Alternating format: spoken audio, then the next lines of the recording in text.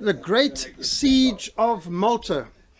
This year is the 455th anniversary of one of the most inspiring, incredible, against all odds battles in history, and one of the most significant battles in all of history.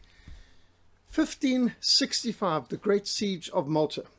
No compromise, no surrender, no retreat. In 1565, Islam was threatening all of Europe. The Ottoman Turkish Empire had conquered the entire Middle East, stretching all the way up to the gates of Vienna and conquering even Budapest. And of course taking the whole of North Africa. They sacked what was once the greatest city in the world, Constantinople, which is now renamed Istanbul, massacring the entire Christian population. In 1526, the Turks had unsuccessfully besieged Vienna in the very heart of Europe. Muslim slave raiders were depopulating whole villages, coastal towns of Italy, France, Spain, Portugal, England, Wales, and Ireland. They were even raiding as far afield as Iceland and the Faroe Islands. Ultimately, 1.1 million Christian Europeans were kidnapped and enslaved by Muslim pirates in North Africa between 1500 and 1800. In fact, more European Christians were kidnapped by North Africans and taken to North Africa than were taken from West Africa into North America, which should boggle the brain, because remember, most of the slaves across the Atlantic went to South and Central America, especially places like Cuba and Brazil and Jamaica and so on. But North America, which everyone's making a fuss about, had less than 440,000 slaves enter it. And that means that more than twice as many Christian Europeans were enslaved by North Africans as Africans were enslaved by North Americans. Just an interesting piece of information there. And that's why American Marines went to the shores of Tripoli to rescue American seamen who had been kidnapped by slavers. And that's why France took Algeria and Italy took Libya and so on, to stop the slave raids on southern Europe. One thorn in the side of the aggressive expansionism of the Ottoman Empire was the Christian island of Malta. Just up between North Africa and Italy, just south of Sicily, you had this little rock in the Mediterranean, Malta. Malta was the headquarters of the last Crusaders. The Knights Hospitaller, also known as the Knights of St. John, the Order of St. John of Jerusalem. The Knights of St. John had proved to be the most tenacious enemies of Islamic jihad. They were the last knights to leave the Holy Land. From the island of Rhodes, they had raided Islamic shipping, setting many thousands of Christian captives free from Islamic slavery. Often during severe sieges of Rhodes, their position in the Eastern Mediterranean became indefensible, and they sailed away, leaving that island to the Muslims when they ran out of all provisions and supplies and ammunition. The Emperor of the Holy Roman Empire, Charles V, offered the Knights of St. John the island of Malta as the new base for their operations. Not a very generous gift. It was just a rock with virtually no terrain that you could actually even harvest crops from. It was an extremely inhospitable rock in the middle of the sea. So it's not like Charles V was being awfully generous here. On the 26th of October 1530, the Knights sailed into Malta's Grand Harbour and soon turned this strategic island into a naval base, from which they intercepted many Muslim slave raiders, endangering the lucrative Muslim piracy and slavery racket. Through the years, the guerre de corps, or the running battle, between the Muslim slave raiding pirates and the Knights of St. John continued unabated. This was an ongoing battle. As the Knights of St. John continued to interdict and harass the Turkish piracy route, Suleiman, the Magnificent, vice-regent of God on earth, lord of the lords of the east and west, possessor of men's necks, king of believers and unbelievers, majestic Caesar, and on and on. I mean, it's just the short part. There's a lot more his praise singers had to rant and rave about. He mobilized the largest armada yet seen, with 193 ships, 40,000 fighting men, including 6,300 of the elite Janissaries, the invincible ones. Well, that was their name. Their objective: to wipe out the Knights of St. John off the face of the earth and capture the strategic island of Malta for Islam. So long as Malta remains in the hands of the Knights, so long will relief from Constantinople to Tripoli run the danger of being taken or destroyed. This cursed rock is like a barrier interposed between us and your possessions. In other words, the things you're going to loot and the people you're going to enslave. This was not the first time the Turks had attempted to seize Malta. In 1551, the corsair Togo race had invaded the island with a force of 10,000 fighting men. As this attempt failed, Togo withdrew and bombarded the neighbouring island of Gozo.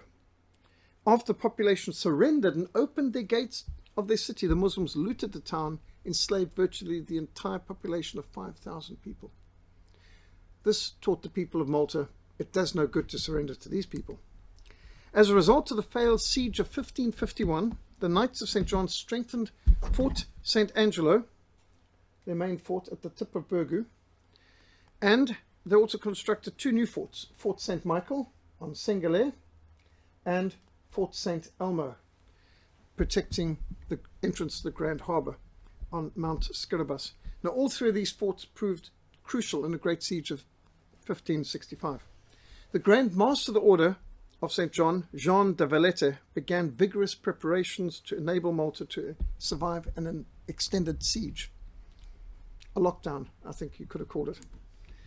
In May 1560, the Ottoman victory in the naval battle of Djerba captured or sunk about half the vast Spanish naval expedition which had sought to evict the corsairs, the pirates, from Tripoli. This disaster marked the highest point of the Ottoman-Turkish domination of the Mediterranean Sea. As his espionage network informed him of the imminent invasion, Della Valletta set about accumulating stores, ammunition, strengthening fortifications, recruiting further fighting men, recalling all knights to Malta. And by the way, this is what a knight's kit would have looked like in 1560. You can see you've got your under padding, but you've got mail, which is thousands of little rings interlocking. That's sort of what the Vikings used. But then you've got your plate armor, and then you've got your uniform over it, and you can see from the shoes, you've got to be pretty fit just to wear this kind of armor and walk around it. But then, of course, you've got different types of helmets and visors, and all the way down, don't forget the crucifix. And, of course, you've got your sword, you've got your dagger, and you've got your pike. And that would be pretty basic equipment for the average fighting man of the Knights Hospitaller. This is the reality of Europe. Notice the red with the yellow crescent. The Turks control the whole of North Africa, most of the Mediterranean. They've got not just the old Byzantine Empire, Turkey, but they've also got Greece, what today is Bulgaria, Romania, Hungary, all the way through what today is Croatia, Serbia, right up to and including parts of Hungary and Austria, is being dominated right then by the Turks. So that's the reality. And just below Sicily, you've got Malta sticking out.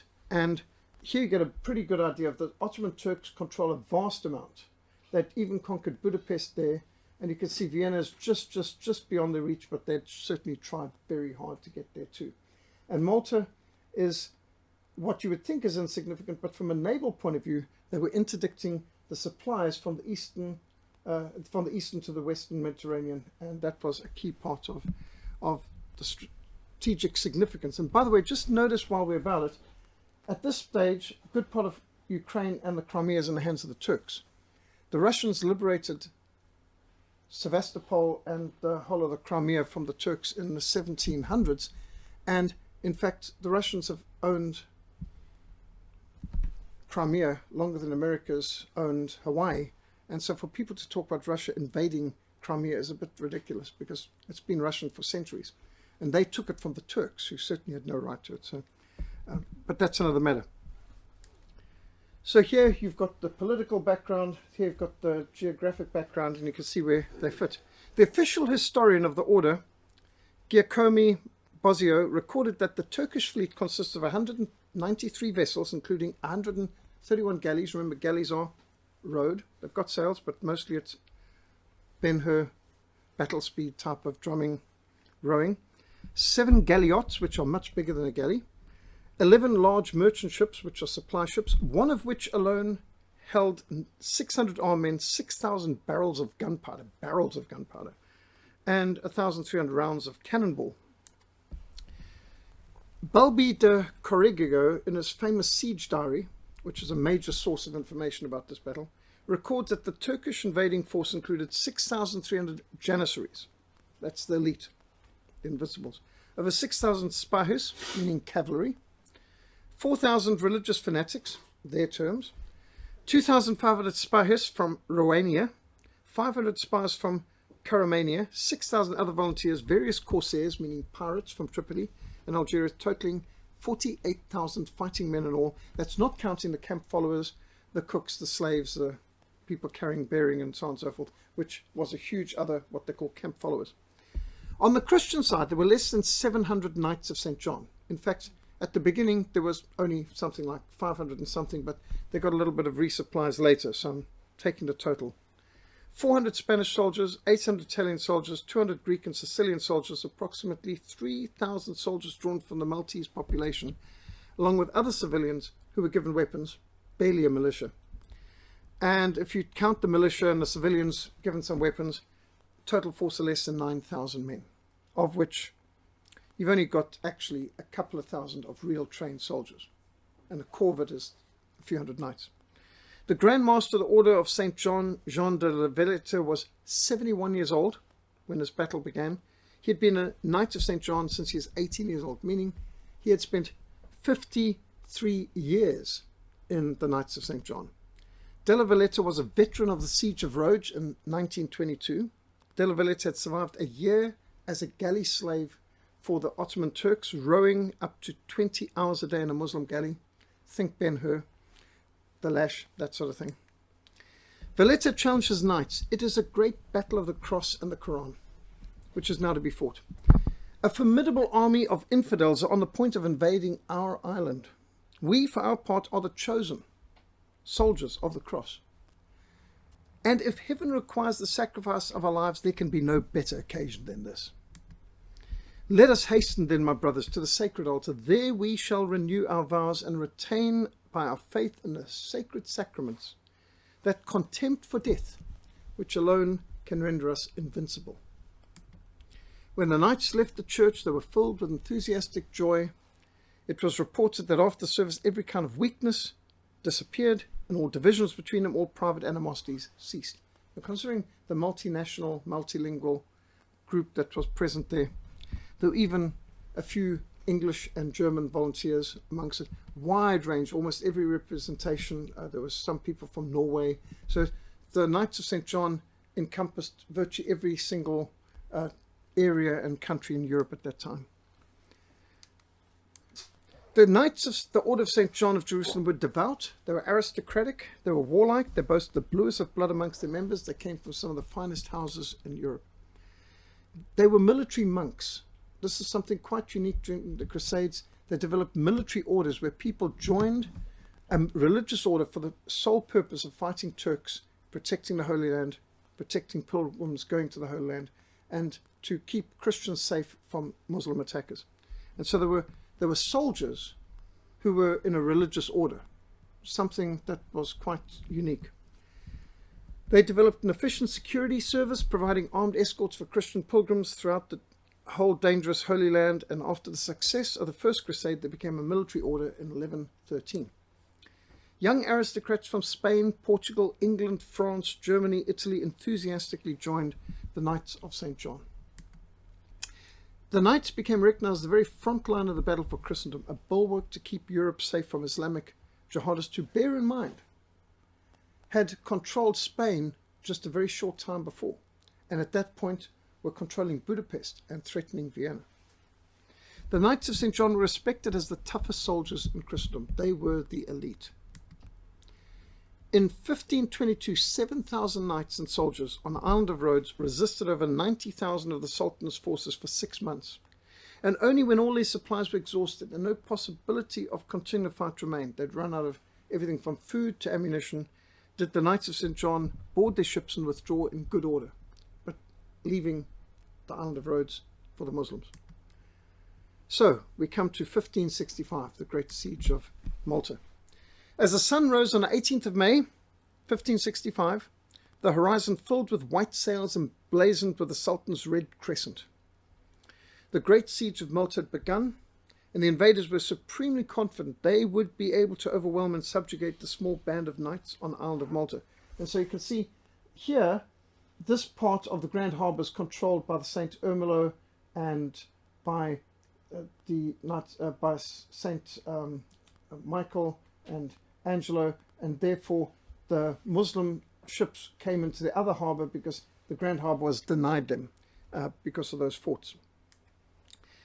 Here's a basic rundown again of the scoreboard, how many knights you had at the beginning. At the beginning they only had 500 knights, but they got some resupplies during the battle, during the siege, and you can see all the way down, less than 9,000 on the Christian side, 48,000 on the Islamic side. And these are the three great forts.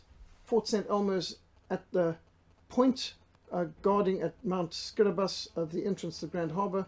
Fort St. Angelo is the biggest and most important. Fort St. Michael is protecting the island extension over there on Sengala. And this is how the Great Siege actually developed. The first target was Fort St. Angelo, and then they would focus on, after St. Elmo, it would be on St. Angelo and on St. Michael.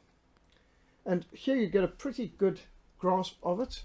You've got the Mediterranean Sea, you've got Gallows Point, Fort St. Elmo. Here we've got Dragnet Point, that's actually named after one of the Muslim leaders who came that way. And Mount Skirabus is where the Muslims set up most of their camp, where they could threaten both sides and mount their attack on St. Elmo. Here you've got Burgi, which is the main town with Fort St. Angelo protecting it, and Fort St. Michael protecting Sengalia. And here the Corridon Heights, where these red cannon are indicating where the Muslims placed the artillery. So that's basically a bird's eye view of the attacks. Their first target was Fort St. Elmo. If you've heard of St. Elmo's fire, this is what we're talking about. This is where it all came from. St. Elmo dominated the entrance to the Grand Harbour. A mere 100 knights and 500 soldiers held St. Elmo. Della Valletta had ordered them to fight to the last man, no retreat. The length of their survival would determine the outcome of the whole campaign. They knew it was basically a suicide mission. The Turks had estimated they would need just 3 days to bombard St. Elmo to submission. Yet the garrison of St. Elmo held on through an incredible 35 days of constant bombardment and waves of assault. All of Europe was praying fervently, realizing what was at stake. Even Protestant Queen Elizabeth of England declared, if the Turks should prevail against the Isle of Malta, it's uncertain what further peril might follow to the rest of Christendom. And there were a few English volunteers even fighting there, because this was way past Protestant Catholic rivalries, because they recognized this is Christian against Muslim. This is the whole of Europe at stake here. And so even the Protestants were behind this battle. Mustafa Pasha ordered the great siege guns to be dragged to Mount Skirabus. 2 60-pound culverines. Now, a 60-pounder means it fires a cannonball 60 pounds, roughly 30 kilograms. That's heavy. 10 80-pounders and an enormous basilic firing a solid 160-pound shot. Think of an 80-kilogram cannonball. Just imagine what that does when it hits a wall. And these were brought for the attack on St. Elmo.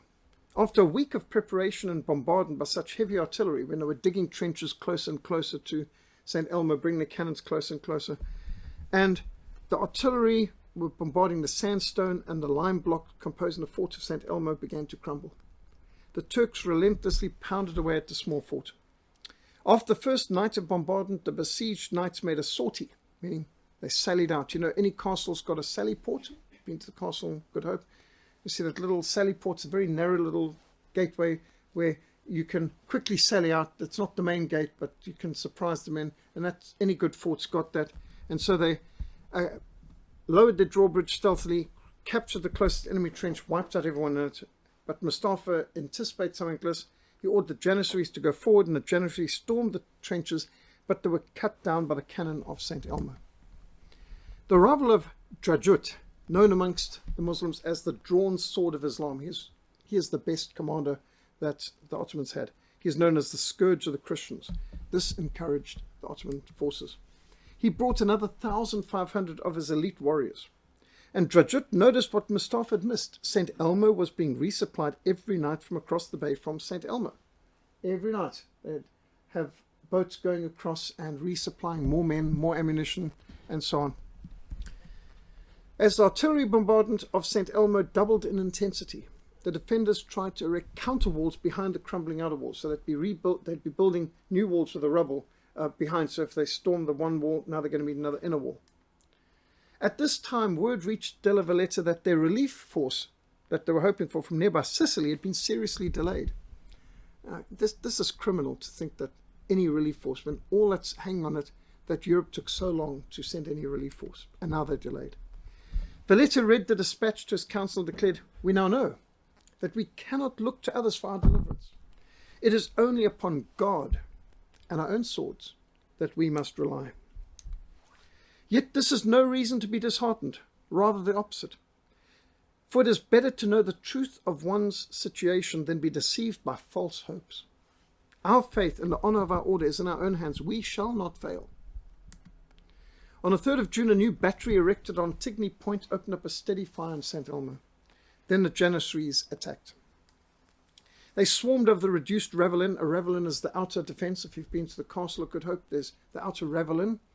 Only one of them can be seen now, but used to be around the whole fort. So you'd have an outer defence. Once they get over that, then in a kill zone for the main wall to be able to pour fire on them.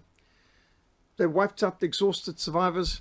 Then they stormed towards the gates of St. Elmo, but the cannon protecting the portcullis opened fire on the advancing ranks of Janissaries. The defenders of St. Elmo used burning hoops to set ablaze the white-robed Turks, throwing these, we use these hoops for sports. Well, they set them ablaze and threw them over the Turks. Arbuses, that's old shotguns, spread out a lot, and blocks of stone met the Muslims, and cauldrons of boiling pitch set many of the invaders aflame. In fact, some describe them using Greek fire, which is a form of almost ancient napalm. From dawn until noon, the battle raged around the bridge and the walls of St. Elmo, yet the flag of the Knights of St. John still waved above the ramparts, engulfed in flames and smoke. This is the flames of St. Elmo. It's every night that see the flames of St. Elmo still raging. Wave after wave of Janissaries were unleashed upon St. Elmo, and by the time Mustafa called of his troops, over 2,000 of the elite Janissaries lay dead, as opposed to 10 knights and 70 Maltese soldiers who had died defending St. Elmo that day. A report from St. Elmo sent that night on one of the supply boats that went back, pounded by hostile cannon, in arms always, and prepared for combat, by day exposed to the burning sun, and by night to the cold and the damp. Privation of all sorts, from the blast of gunpowder smoke, dust, wildfire, iron and stones, musketry, explosions of enormous batteries, insufficient nutriment, so disfigured we hardly know each other anymore, ashamed of retiring for wounds not manifestly quite dangerous or almost mortal, those with the smaller bones dislocated or shattered, and livid faces bruised with frightful sores, or extremely lame and limping woefully, those miserably bandaged around the head and arms and slings, strange contortions. Such figures were frequent and nearly general. The Turkish gunfire was so heavy it seemed as if they were determined to reduce the fortress to powder. On Thursday, another Turkish attack was blasted by hail of bullets and incendiary weapons. Yet the defenders came under such sustained fire they could not barely show themselves above the battlement. When the commander suggested the fortress be evacuated and burned to the ground, Valletta reminded them, "We swore obedience when we joined the order. We swore also on the vows of chivalry that our lives would be sacrificed for the faith whenever and wherever the call may come. Our brethren in St. Elmo must now accept that sacrifice." The knights sent a further message urging, "Do not send any further reinforcements, since there will be no more than dead men." They requested permission to storm the enemy and die honourably in battle rather than remaining pounded behind the walls. Valletta responded, "The laws of honour cannot necessarily be satisfied by throwing away one's life when it seems convenient. A soldier's duty is to obey. You will tell your comrades that they are to stay at their posts, they are to remain there, and they are not to sally forth." They were tying down and bleeding the enemy, buying time.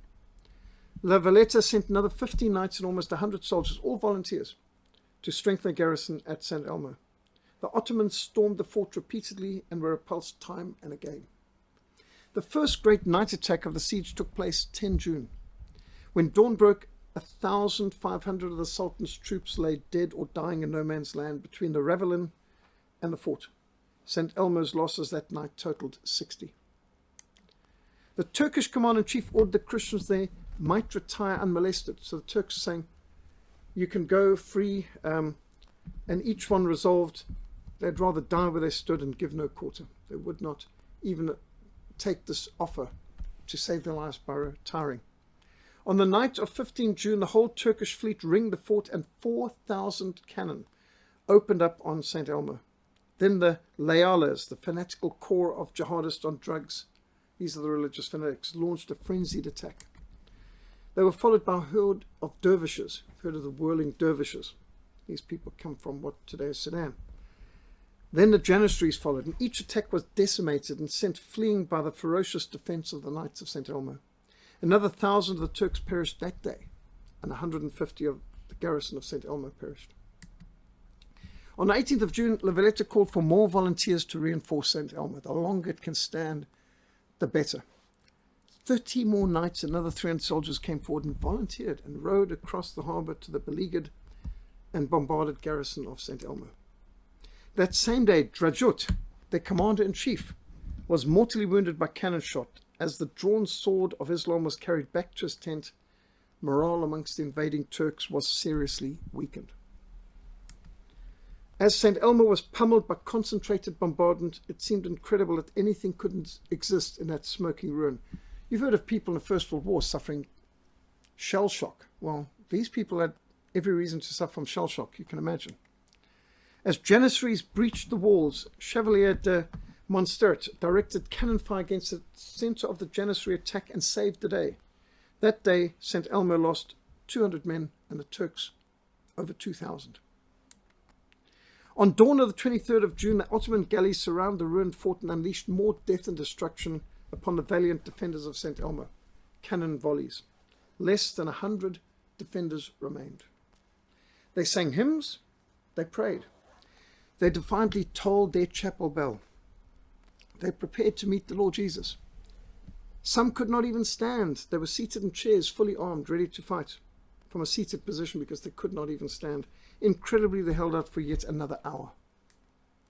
As Mustafa Pasha carried the banner of the Sultan Suleiman to replace the flag of St. John on St. Elmo's ruins, he gazed at the massive fort St. Angelo across the bay and cried out, Allah, if such a small son has cost us so dear, what price shall we have to pay for so large a father?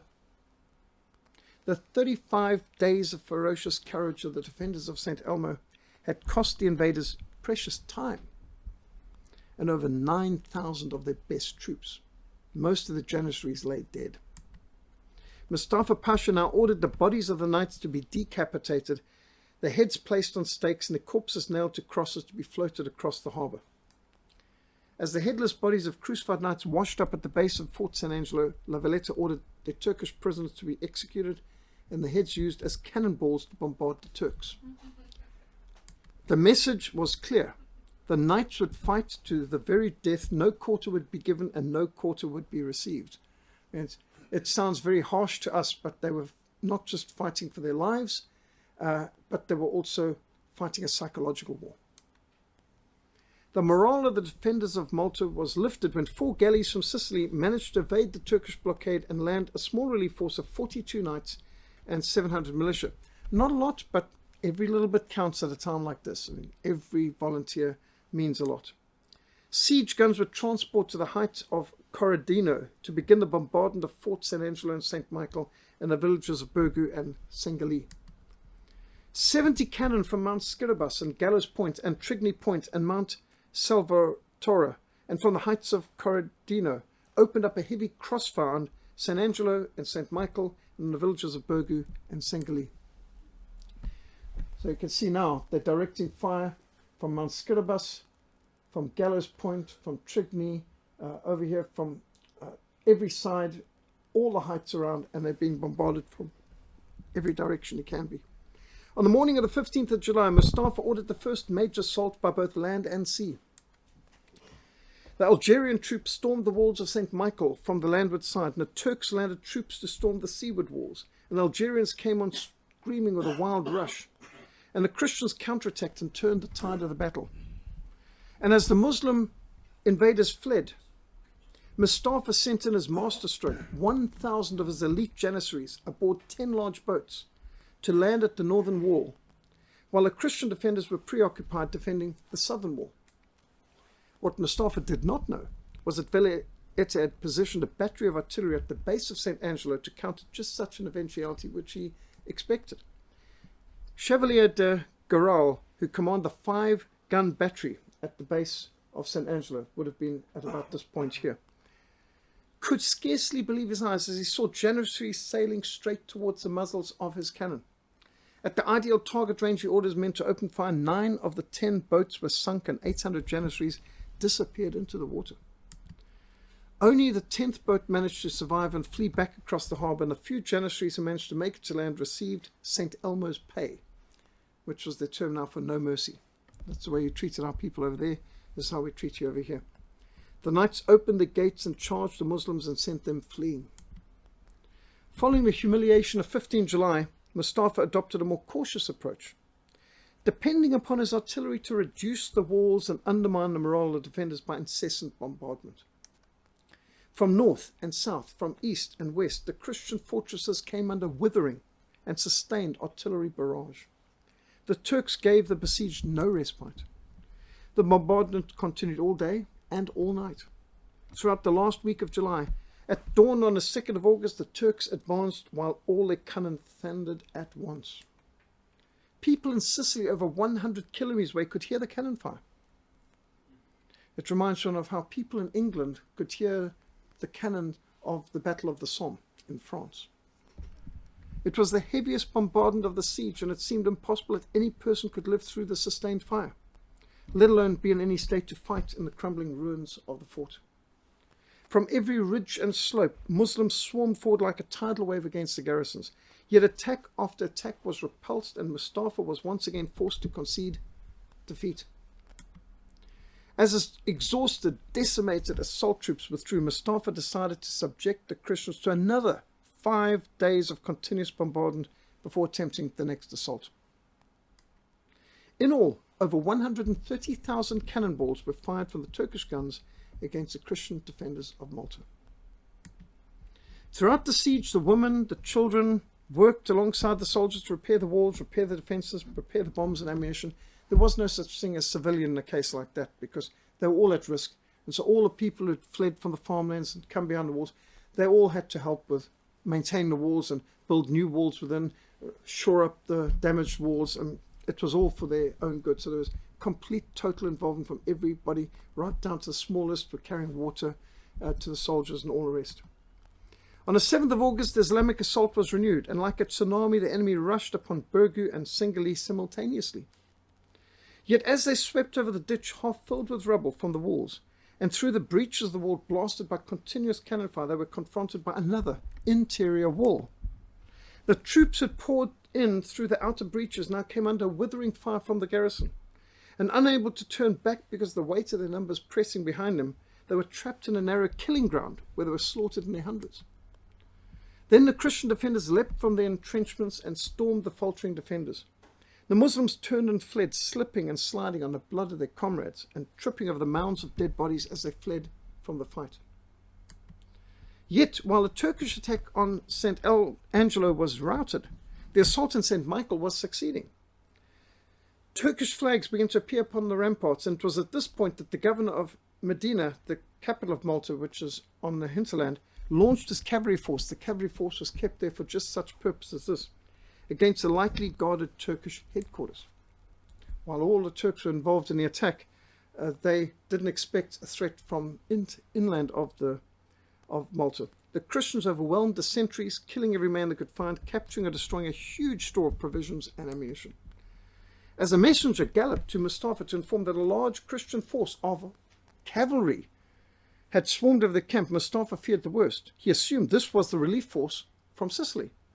And Mustafa ordered a general retreat, and this way Fort St. Michael was saved, even though the Muslims were at the point of victory there. However, there was no relief force. Velieta called his council together at night and informed his men, "I will tell you now openly, my brethren, that there is no hope to be looked for except in the succor of Almighty God, the only true help. He who has looked after us until now will not forsake us, nor will he deliver us into the hands of the enemies of the holy faith. We are soldiers, and we shall die fighting. If by any evil chance the enemy should prevail, we can expect no better treatment than our brethren who were in St. Elmo. Let no man think that there can be any question of receiving honourable treatment or escaping with his life. If we are beaten, we will all be killed. It would be better to die in battle than terribly and ignominiously at the hands of the Muslims. There would be no more talk about relief forces, he said. With the greatest devotion, with the firmest hope and faith that they'd be received into glory, they resolved to die for the cause. The Muslims began to tunnel under the defences to plant mines. With a tremendous explosion, the bastion of Castile, the landward defence to Sengalier, collapsed, and as the survivors staggered back in confusion, waves of Turks swarmed through the breach. Valletta seized a pike and boldly ran from his command post towards the breach. Seeing the Grand Master, man in his 70s, running to the point of danger, all the knights and soldiers joined him in turning back the tide of Islamic advance. A grenade exploded near Valletta, and the knights rushed to defend him. Withdraw, sire, to a place of safety. Valletta refused. The enemy is already in retreat, they said. Valletta continued to advance against the enemy, declaring, as long as their banners still wave in the wind, I will not withdraw. The knights and soldiers surged forward with incredible tenacity until within a few minutes the Turks were routed and fleeing in disarray. There was no darkness that night. Gunfire lit up the sky, cannon pounded the walls, yet the Christians stood firm, and by dawn the Muslims had withdrawn in defeat. Now Mustafa unleashed a siege tower, which was higher than the walls, and Janissaries were using its platform to fire upon the defenders of Burgu. Valletta had his workmen burrow a hole in the base of the tower in the base of the wall facing the tower. They wheeled out a large cannon which fired two large cannonballs fastened together by a chain, and this chain shot sliced through the structure, causing it to collapse, spilling Turks, incendiary grenades and fuel, which sent the giant tower ablaze. On 20th of August, the Turks brought up another larger siege engine, reinforced at the base with earth and stonework. The Knights of St. John now sallied out and stormed the tower, and a surprise sortie swept up the laddered floors, eliminating all the Janissaries in a matter of minutes. They then turned the siege engine into an additional fighting platform to defend the walls, and the two Turkish cannon on it poured more fire into the dismayed Muslims. That's what you call seizing the initiative. Carpe diem, seize the day. At this point, Mustafa learned that a large supply ship from North Africa to replenish their dwindling supplies of ammunition and food had been captured by a Christian galley. Christian pirates, counter-pirates. Despondency swept the Turkish camp. They were now running so short of gunpowder that they had to suspend the bombardment. Thousands of Turks were laid low with sickness. Even water and food was now in short supply for the attackers. This island is very inhospitable. Mustafa now determined to capture the capital Medina and use it as his winter quarters.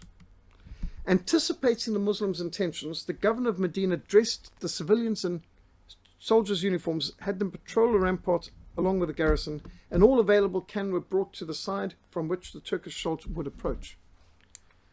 As the Muslims toiled up the long slopes to the city, they were shocked to see the walls bristling with cannon and armed men, and as they came within range, actually they were basically still without range, the cannon opened up, which indicates we've got so much ammunition to spare, we can even shoot when you're not quite within range. The dismayed Turks halted and turned back. It's another impregnable position. It's another St. Elmo's. And so they gave up before they'd started. The Turks launched another attack on St. Angelo and St. Michael on the 1st of September. But their men were by now so drained and disheartened and reduced in number and enfeebled by fever and dysentery that the attack failed almost before it had begun. It is not the will of Allah that we should become masters of Malta, was the general consensus. On the 5th of September, Viceroy Don Garcia set sail from Sicily with a relief force made up of professional soldiers from all over Europe, including many Italians, Germans, French, and other European volunteers, even from England. The relief force consisted of 10,000 fighting men in 28 ships. When news of the relief arrived, 8th of September, Mustafa's army was on the verge of mutiny. The Turkish fleets had lost the will to fight. They did not even attempt to contest the landing.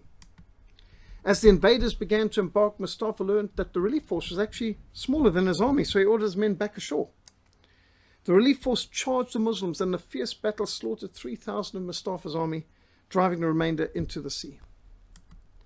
Valletta now rushed light cannon up to St. Elmo and fired upon the retreating fleet, and the day the Muslims fled Malta was 11 September 1565. The bells of the churches rang over the shattered houses of Burgh, and the victors sang Te Deum, to God be the glory, to God who grants victories. Nearly 250 knights of the Order of St. John had lost their lives in the Great Siege. The survivors were all wounded, many crippled for life. Of the original 9,000 garrison, barely 600 were still capable of any fighting. The Turks had lost over 30,000 men. The Sultan Suleiman was devastated when he heard of this defeat. Next year, I myself, Sultan Suleiman, will lead an expedition against this accursed island. I will not spare one single inhabitant, he declared. But the following year, before he could carry out his threat, Suleiman died at age 72. At the beginning of his reign, Suleiman had been defeated before the walls of Vienna in 1529. Now at the end of his reign, his army had suffered the most humiliating and decisive defeat at Malta, and losing his top commander at that. The Ottoman Turks never attempted to besiege Malta again. The failure of the siege denied the Turkish forces control of the western Mediterranean and prevented their plans to conquer southern Europe. The Great Siege of Malta was one of the most decisive victories in military history, changing the course of history and preventing the western expansion of Turkish power. All of Europe rejoiced in celebrating the victory, and in Malta the church bells rang out triumphantly. Honours were showered upon the Grand Master Valletta by all the kingdoms of Europe, and at last the Knights of St. John received the generous financial contributions that they needed to rebuild the ruined cities and fortresses of Malta. Italian engineer Francesco Zapparelli helped build a magnificent citadel which was to be called Valletta, named after the hero of the siege of Malta. Valletta is built on Mount Scilabus, including the site of St. Elmo, Fort St. Elmo, and the whole area which a Turkish camp had encompassed. And so you've got the old Burgh and Sengele, Fort St. Elmo, but now the main capital is over the whole of Mount Scilabus, and tremendous fortifications. They built such fortifications that no Turks would ever think of trying to attack Malta again. And this is what Valletta looks like, and that's where Fort St. Elmo would have been back then, but of course the original has been totally reduced to rubble, now rebuilt. The Cathedral of St. John in Valletta is described by Sir Walter Scott as the most magnificent church in all of Europe. And here you've got just some of the artistic depictions. This is of the siege of Medina, the town on the hinterland. And you can see not only are they fighting, but the Lord is fighting for them, and so are the angels. When he died, La Valletta was buried in a great crypt in the Cathedral of St. John, where the inscription reads, "Here lies Valletta, the scourge of Africa and Asia, the shield of Europe, whence he expelled the barbarians by his holy arms." The heroic defense of Malta against such overwhelming odds for over 4 months of relentless bombardment and assault inspired all of Europe to renewed efforts to defeat the Turkish menace. And victory over Islam multiplied. In 1571, the Turkish fleet was decisively annihilated at the Battle of Lepanto, the largest battle of rowing fleets, galleys. The last great Turkish threat to the heart of Europe was defeated at the gates of Vienna, 11 September 1683. As Vienna was besieged and bombarded, and it looked like there was no hope, suddenly the Polish hussars arrived, German infantry, and they swept down and they annihilated the Turks in one of the most decisive defeats ever. And by the way, from the defeat of the Turks on the 11th of September 1683 came coffee and cappuccino and croissants, because in the tents of the Muslims they found lots of coffee, and there was a Capuchin monk who enterprisingly took the coffee and opened up a shop which became known as cappuccino that he was serving. And the bakers made a crescent-shaped pastry to celebrate that they had the Muslim for breakfast, and that became known as the croissant when Marie Antoinette married the Dauphin, who later became King Louis XVI and went to France. And so the French term for crescent is a croissant. And so the croissant also comes from the siege of Vienna being lifted in 1683, also 11 September, surprisingly. Malta was one of the first nations in Europe to embrace Christianity after the Apostle Paul's shipwreck on the island of Malta, which you can read about in the book of Acts. Malta is the highest church attendance of any country in Europe, also the most hostile to Muslim immigrants for some strange reason. Its area is a mere 316 kilometers squared, consisting of 3 small islands with dry limestone hills and no rivers. The total population is just over 400,000. Malta received its independence from Britain in 1964 and has been a parliamentary republic since 1974. Malta entered the European Union in 2004, and it celebrates the 8th of September as a national holiday to mark the lifting of the Great Siege with the arrival of the relief fleet. Psalm 46 declares, God is our refuge and strength, an ever-present help in trouble. Therefore we will not fear, even though the earth be removed, and even though the mountains be carried into the midst of the sea, though its waters roar and be troubled, though the mountains shake with its swelling. There is a river whose streams make glad the city of God, the holy place of the tabernacle of the Most High. God is in the midst of her. She shall not be moved. God shall help her just at the break of dawn.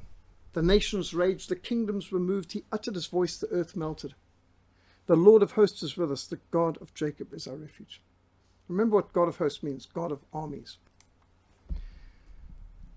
An audio of this message is on our Soldiers for Christ MP3 audio. It's important for us to know this. George Orwell, author of 1984, says the most effective way to destroy people is to deny and obliterate their own understanding of their history. This is why Karl Marx said the first battlefield is a rewriting of history. It's important for us to know history. In my lifetime, I've heard people saying Muslims can never be defeated. So I made it a matter to study all the victories over Islam. And there's a lot of them. And the Great Siege of Malta has been well documented. There's some great books out, and these should be required reading for home education. They should be textbooks in Christian schools. It's also called the last battle of the Crusaders. Well, the Knights of St. John were the last Crusaders. And these were angels in iron. That's an interesting way of putting it. The Knights of St. John of Jerusalem, the sword and the scimitar. This is a historic fiction book based on the event. You get all kinds of, like this Polish book, and history of the Siege of Malta. 1565, Birth of the Kingdom, the Crusader trilogies. These are different historic fiction books. Blood Rock, The Great Siege, Clash of Empires. And this is what it looks like today. That would be where St. Elmo stood. That is now where Valletta is situated. And this is what Fort St. Angelo looks like today. And a gun battery that took out the invading Janissaries would have been at the base right over here. Of course, the walls were not this high during the siege, but this is what the walls look like now. Of course, they built much bigger, stronger, higher, and better fortifications after the siege with much better funding. But these are where the original walls would have been. They just wouldn't have been this thick or this high. And the whole of, in fact, this now is going to Medina, their capital, and you can see they built to withstand bombardment. Phenomenal fortifications, a really tough rock to crack. And the Knights of St. John flag, it almost looks like the Danish flag, but not quite, the white cross on red. And today they've got their monuments, their memorials, and the museum, which has got the cannon and the swords and the crossbows and the armor that the knights wore and some of the ceremonial swords that followed. And here you can see some of the ammunition pouches, and of course by this stage we're getting quite advanced in putting the gunpowder in paper so that you didn't have to measure out and you overdo or underdo.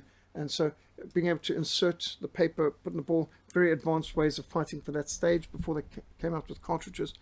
These would be very heavy muskets that you could not carry unless you were Arnold Schwarzenegger, but they would be mounted normally on the walls so that you could take out a target much further away on the sides of ships or on the walls of ramparts in castles.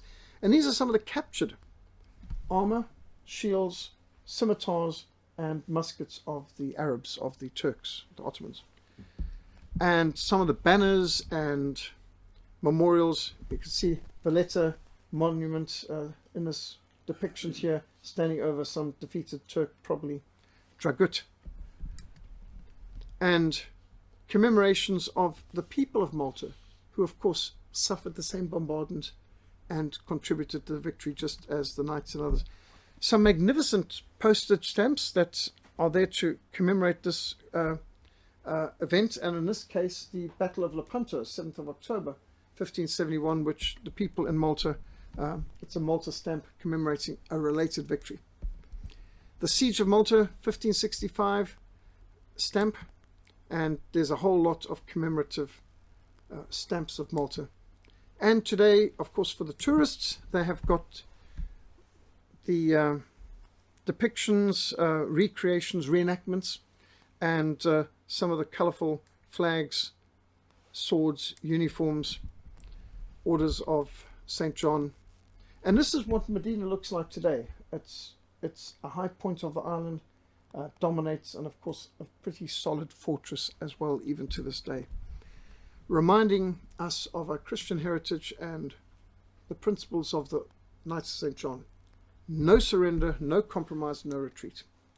And Malta has put out this poster recently: no more mosques. We oppose the building of a new mosque in Malta. You wonder why they would have that view. There is a river whose streams make glad the city of God, the holy place of the tabernacle of the Most High. God is in the midst of her. She shall not be moved. God shall help her just at the break of dawn. The nations raged, the kingdoms were moved. God uttered his voice, the earth melted. The Lord of hosts is with us. The God of Jacob is our refuge.